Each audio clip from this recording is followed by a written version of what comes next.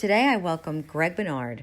He is a Michelin Star chef, a creative director, a fashion designer, and the founder of Black Dahlia, a CBD company based in Los Angeles. Thank you so much for joining me. I always start the show with, what do you believe? So maybe you can tell me what you believe and then we can take it further. Yeah, absolutely. I mean, this is such a crazy question, and I would imagine that everybody, since you first sent me this question, it's almost been a soul-searching opportunity. I'm one of those people that you could kind of ratchet onto any subject, and I could just kind of motor on. But in kind of the framework of our conversations, I think the closest that I could come to answering that question is I believe that we can do more. I believe that we don't have limitations. I believe that our only limitations are the ones that we set on ourselves. And I'm really I've spent the last year just kind of going up against walls and forging through a lot of what I thought were limitations for myself, and only finding that there was such a wide expanse beyond those things. And so I guess for me, it's kind of a meta question on a daily basis. It's like, how much more can I give, and how much more is there that we can do? Yeah, what a great answer to the question. I mean, when you talk about blocks, that strikes me because I'm always interested in how people remove their own blocks. Yeah, I think I'm really fortunate in that the industry, coming from fine dining for so many years as I have, there's really no option for it. The services can become very long, or they can become, maybe dark, but at the end of the day, we're all these kind of eternal optimists that need to force ourselves kind of to forge a new path, or to fight through. The night will end, or the service will end, or some of the largest and most complex problems that we have, even something like opening a restaurant with 1 million moving parts, is that you have to have the mental fortitude, and you have to know that there is a better place on the other side, that eventually you will make that breakthrough, and that as long as you get up and keep fighting, that there's really nothing that can stand in your way. Once you have a little bit of success, or you can get a foothold in one place, you generally can find it pretty much anywhere. I love that you said that, because it reminds me of when we first had a conversation. You said that, you're a man of many talents. You're a man of, you've done so many things, and the answer to what do you believe, I mean, is, firstly, I'm thinking we all can do more right now, particularly in this climate of what's going on. We absolutely can do more. And I'm getting chills right now, because, you do a lot in your life.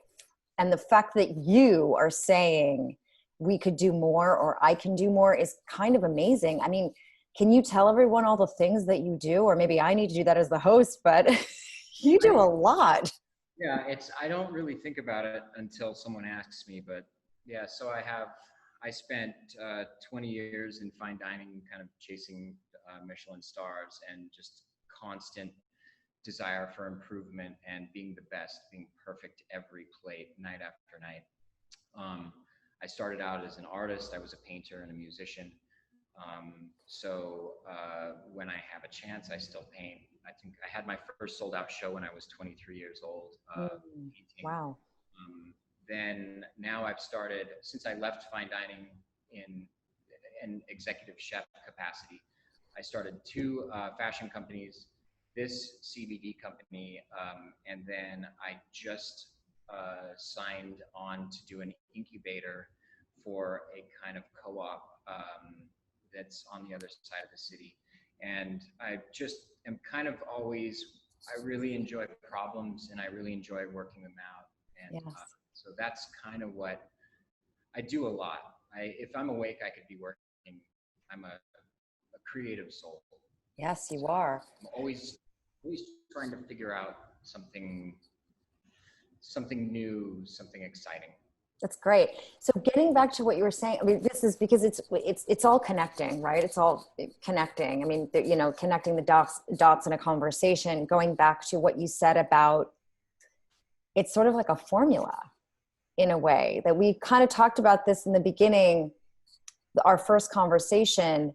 You sort of, when you feel success or you achieved success in so many different things, do you apply the same kind of like a formula to that? Is there something that you've uncovered, like code wise, that you can sort of share, in that your success has been across so many different areas? Yeah, I think for me, first and foremost, um, I have to believe in it wholeheartedly. I'm a terrible liar. My face will not allow me to. I The second that something is funny, it just pops up on my face. Maybe it's one of Right. my best attributes. It could be maybe not so good an attribute, but I'm very honest. To start, I have to really believe in the project, and I think that when the projects are honest and they're soulful, if at least the ideas are I don't know, true, then you just add a dose of integrity, Mm. and it kind of sews the whole thing together. So I don't really see a difference in starting a fashion line or starting a CBD line or starting a co-op incubator, as long as the framework around them all kind of has uh, the same, I don't know, je ne sais quoi. It has the same attributes. Uh, I was thinking a lot too about this conversation that we were going to have, because I was thinking a lot, especially in the climate now, about the people and the things that have influenced me the most. And so Mhm. I can say that maybe my inspiration would come from a jazz drummer, or maybe it came from an artist, or whatever sets that spark off. One of my favorite quotes that's going around a lot right now is Tupac. He said, "Maybe I'm not the guy who starts the revolution, but maybe I'm the guy who lights the spark in the head of the person." And I was thinking Wow. about all of the people who have influenced me here to now, and the projects that I really enjoy working on, is that it was also honest. And I think you can just innately see a project and you can know if it's either a land grab and someone is in it because they understand that there's probably a windfall of money.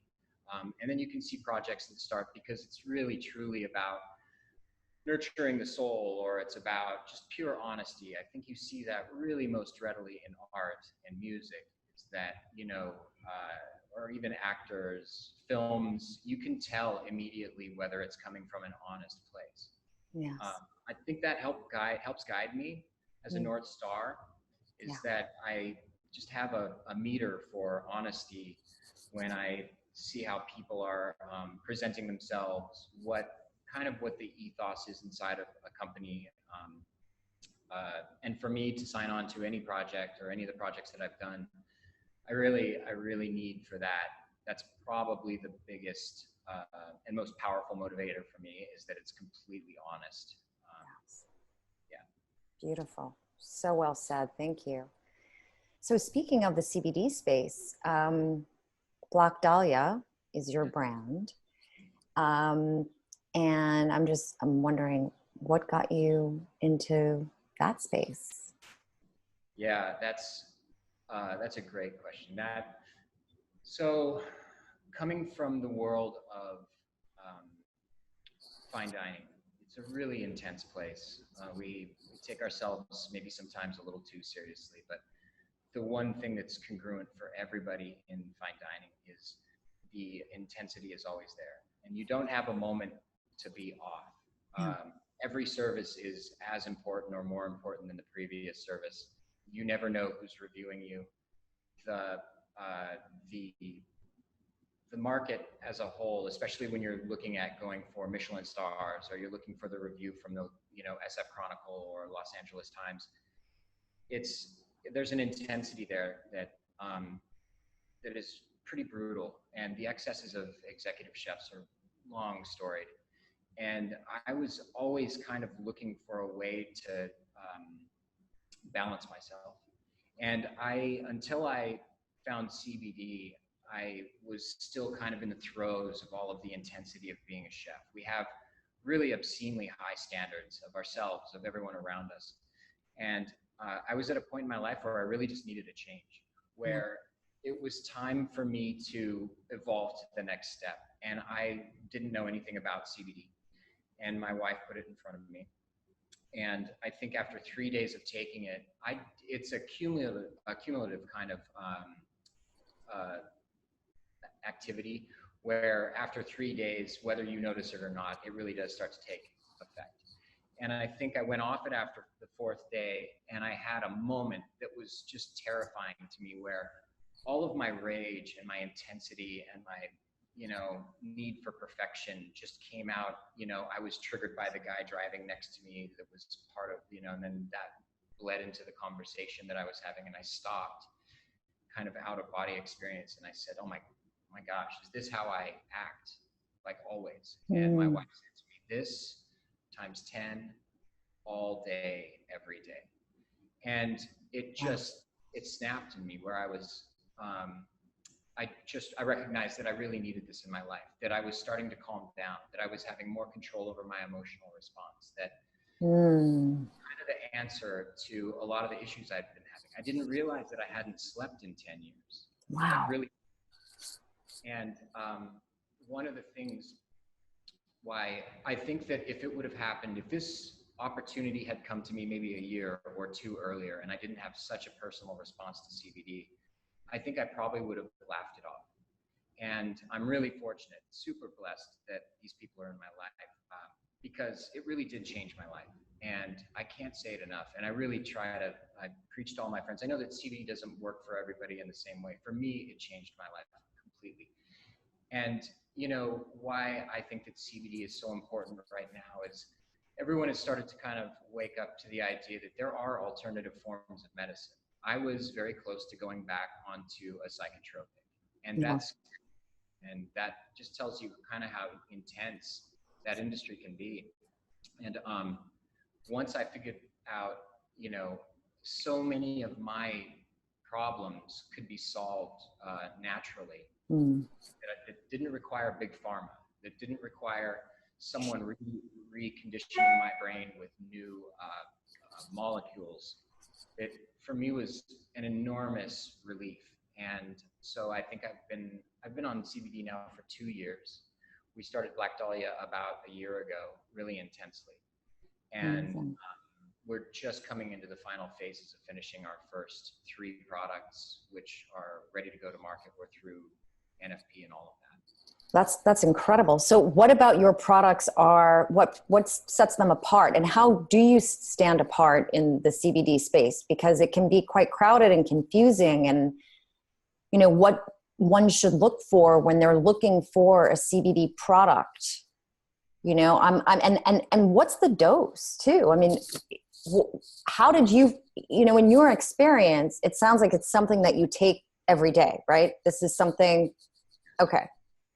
Yeah, I mean, it is kind of daunting. And I think it's incumbent upon leaders inside the industry to really kind of set the pace, because it's still attached to cannabis and THC. There are some tricky elements to it. We're doing everything above board. We've done everything inside county sanctioned kitchens. We want to set a standard for the industry in its positive portion. As far as the playing field out there, it's really amazing. There's some incredible people doing incredible work inside the field. Because it hasn't been regulated by the FDA yet, there have been independent studies that have been done all over America that show incredible benefits to how many ways that CBD can help people. Until it's actually regulated by the FDA, of course, it's kind of anyone's game. That's where it kind of goes back to my thing about honesties. Right.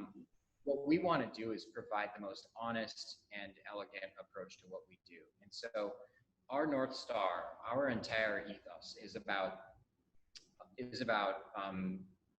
kind of using the best quality ingredients. A lot of it parallels what I learned in fine dining. You start with really amazing ingredients.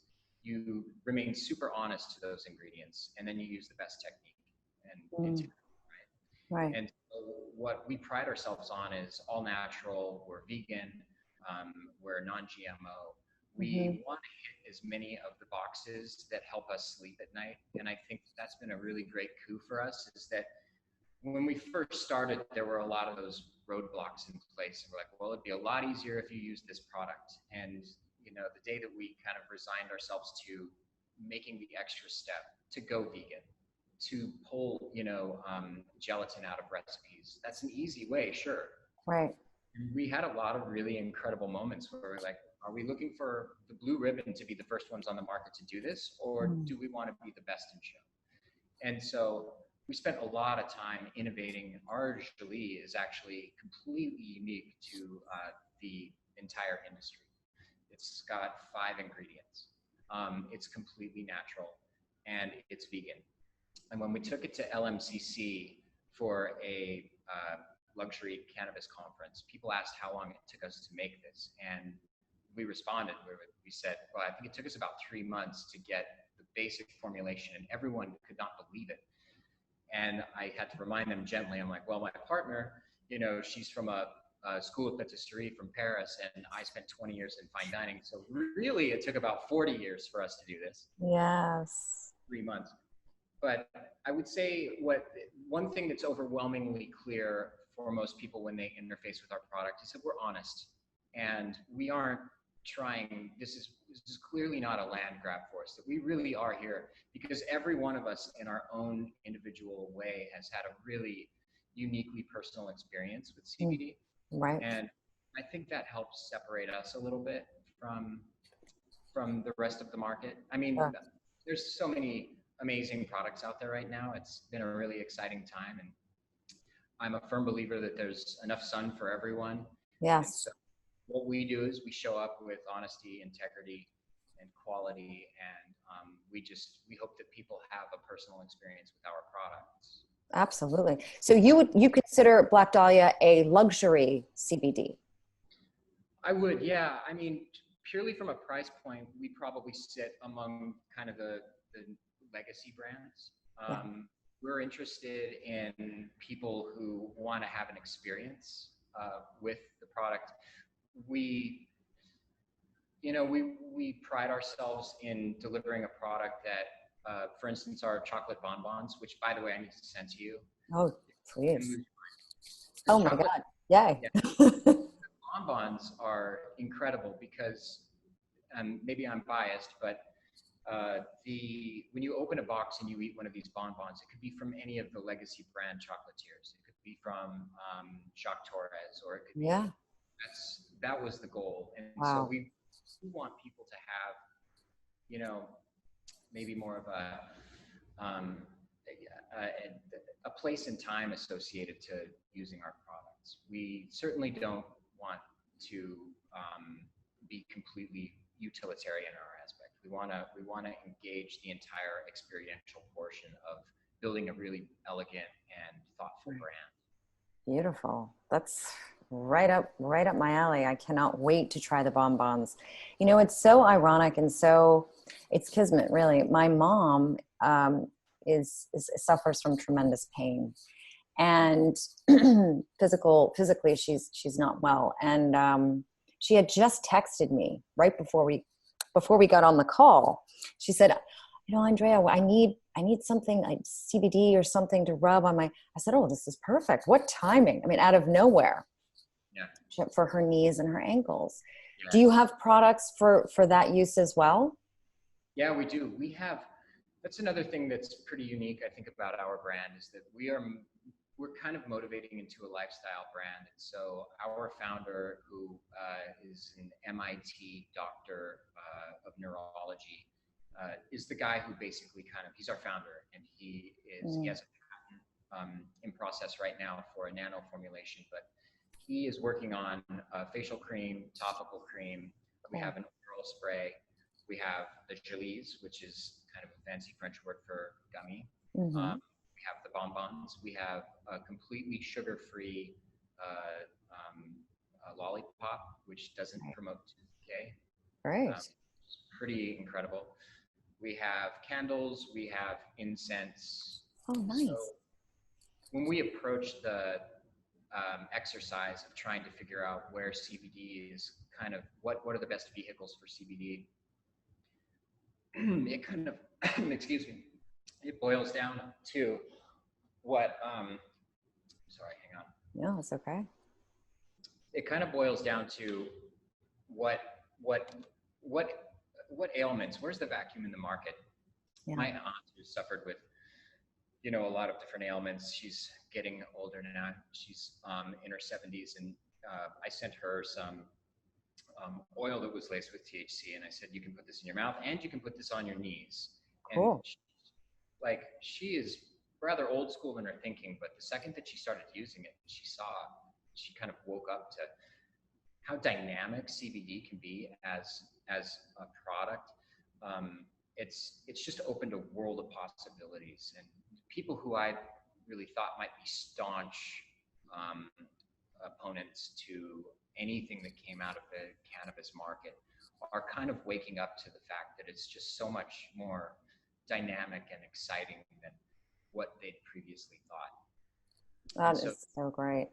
I guess to answer your question, there's so many different ways to access it, and so many ways to kind of tailor it to whatever your needs are.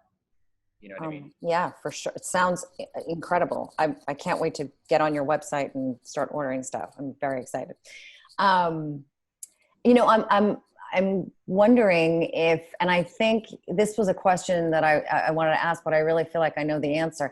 If you're ever short on inspiration, I just don't think you ever are. Are you ever short on inspiration?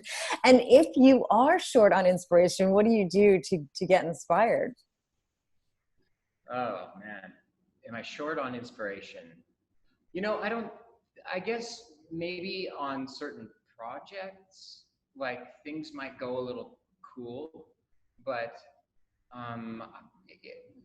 the way I view it is kind of the way I viewed it as a painter, which was I need 20 canvases in front of me at all times. And maybe that's a function of my brain, but the second that one no longer is kind of speaking back to me, I can turn around the room and I can look at another one. That one, obviously, to me, when it's the same way that I look at problems inside any of the companies, is that whatever is obviously sticking out the most that needs work on, I'll just go and attack it. And generally speaking, I have enough projects that I can kind of turn around. I would imagine that if I had one focus, I would probably have to go look for inspiration, but I'm really blessed that all of the companies that I have my hands in right now are all engaging, exciting.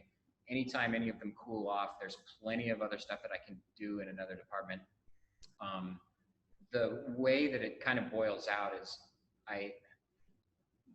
if the timeline were endless and I could attack all of the things that are inside my brain and get them out, it would probably fill up a couple lifetimes, I guess. Maybe that's a little, but yeah, inspiration, I've just never had a problem. Yeah. From a very early age, and it was, you're creative and you're going to do this. Wake up and attack today. That is so great. What an inspiration. I love it. I'm lucky. Now, how is the restaurant business doing? I mean, so you're in LA and you guys are open. Now, what's happening with COVID and the restaurant business? You know, out there.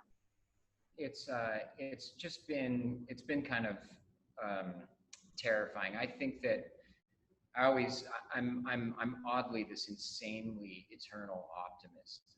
I believe in nuts and bolts operations. I believe in strategies. I believe in having really honest and open debates about what it is that can make us better in any one particular mode. And I've watched a lot of my friends who spent, they put their life savings into four walls and a dream.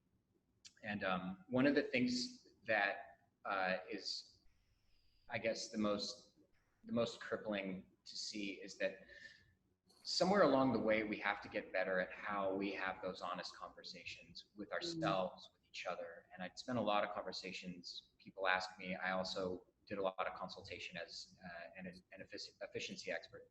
And they would ask me, how do I get my costs down? How do I increase my margins?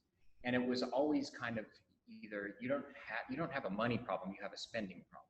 Like the concept is too burdensome for you to carry on this way. Like signing a lease for $35,000 a month and then building a concept that requires 40 people to open on a daily basis is, there's a lot of this opulence, and LA has been this incredible place to be for the last 5 or 10 years in food. It's just such an incredible dining scene.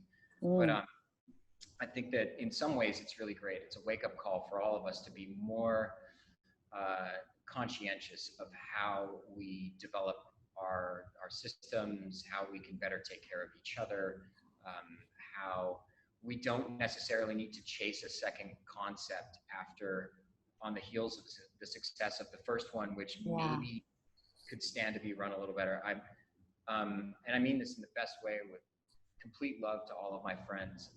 I'm really happy to see people opening. I really hope that people are, my friends are all really diligent.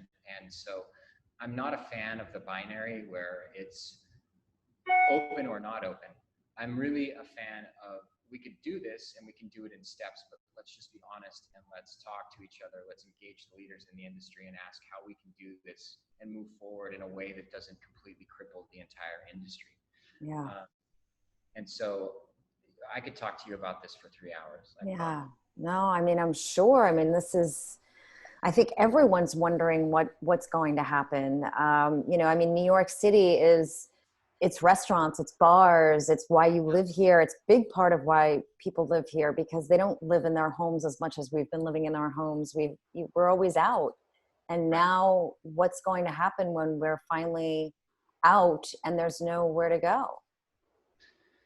Yeah, I mean, I can really only hope that at the very least, and probably one of the best things that happened by and large to the restaurant industry is that now people understand how caring the people inside the industry are, and Yes. how intensely focused and driven they are, how just like incredibly strong-willed, incredible fortitude, and people have started to figure out that it's not something to be overlooked, that in fact it is a really difficult business to operate, let alone having to now tasks. And it should be interesting. I also, again, my internal optimist is going to come out and tell you that in 2 or 3 years everything is going to be fine. The climb out is going to be a little difficult, but I think that we're all available for the challenge. I think if you've ever met a restaurant person or a chef and Yes, I do. I know quite a few of them, and it's grit. It's absolute. It's 100% grit. You have to have that in order to have a restaurant, for sure. I've just been reading so many disheartening articles about restaurateurs who really were just already having a hard time, and then COVID hit. So yes, it's been, just even in my little neighborhood, just seeing how everyone's been banding together, and, of course, getting takeout, getting deliveries, supporting the restaurants. It's been incredibly important during this time, and we'll continue to do that, of course. Sure. I mean, it's an old chef of mine. I know that it kind of permeates the entire industry, but an old chef said to me one time, there are no problems, only solutions. Yes. And that's an enormous thing to take to heart. Is that bring a solution before everybody knows that there's a problem, but let's all together. And so I'm excited for it. Have a lot of the owners been banding together? Has there been a big, okay, great. I mean, people have been really supporting each other in that business in terms of owners and chefs. Okay, good. That's good. Yeah, LA is enormous. There are so many restaurants, so many incredible people.